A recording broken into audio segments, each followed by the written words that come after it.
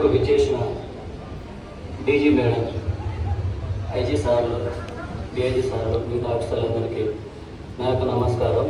మరియు ఇక్కడికి విచ్చేసిన చుట్టాలందరికీ కానీ స్టాఫ్ మెన్ అందరికీ నా యొక్క కృతజ్ఞతలు. నా పేరు వినోద్ కుమార్, నేను కానిస్టేబుల్ జాబ్ చేస్తాను.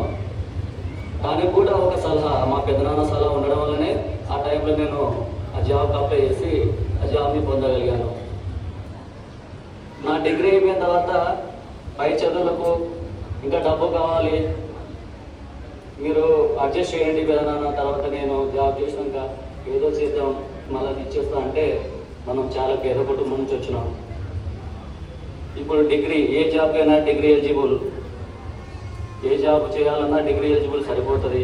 ఇప్పుడు నోటిఫికేషన్ వచ్చిన కానిస్టేబుల్ జాబ్ ట్రై చేయి, అది వచ్చినాక అది చేస్తూ ఇంకో జాబ్కి ప్రయత్నం చేస్తాను చెప్పాడు. ఆ టైంలో నేను ఫస్ట్ ప్రయత్నంలోనే నేను కానిస్టేబుల్ జాబ్ సంపాదించాను.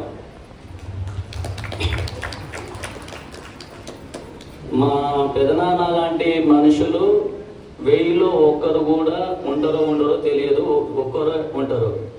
ఆయన లాంటి వ్యక్తిత్వం, ఆయనంత ఓపిక, ఎలాంటి పెద్ద సమస్యనైనా నవ్వుతూ సాల్వ్ చేయడం,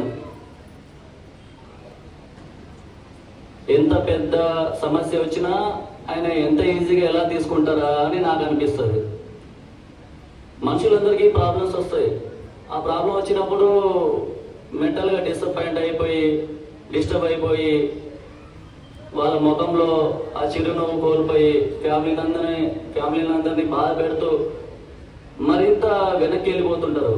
కానీ నేను ఎప్పుడు మా పెదనాన్న అసలు ఏ సమస్య రాలేదా ఇతనికి అన్నట్టు ఆయన ప్రవర్తన చూస్తుంటే నిజానికి నేను చాలా విషయాల్ని మా పెదనాన్న చూస్తే నేర్చుకున్నా. చిన్నప్పటి నుంచి ఆయన ఎలాగ ఉండడం, ఓపికగా ఉండడం, ఎంత పెద్ద సమస్య ఉన్నా కూడా అది కొన్ని రోజులే ఉండి మళ్ళీ వెళ్ళిపోయేదే కదా, దాని గురించి ఇప్పుడు ఎందుకు బాధపడడం అని ఆయన చూస్తే నేర్చుకున్నాను నేను. ఆయన ఎక్కడున్నా కూడా, ఎక్కడ డ్యూటీ చేసినా కూడా మా ఫ్యామిలీ అందరి గురించి ఆయన ఆలోచిస్తూనే ఉంటాడు. ఆయన ఆలోచిస్తున్నట్టు కూడా మాకు తెలియదు.